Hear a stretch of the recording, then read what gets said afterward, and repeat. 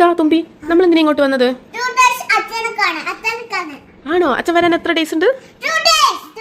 അച്ഛൻ എങ്ങനെ വരിക? എങ്ങനെ വരിക വെച്ചു? ഫ്ലൈറ്റിലാ?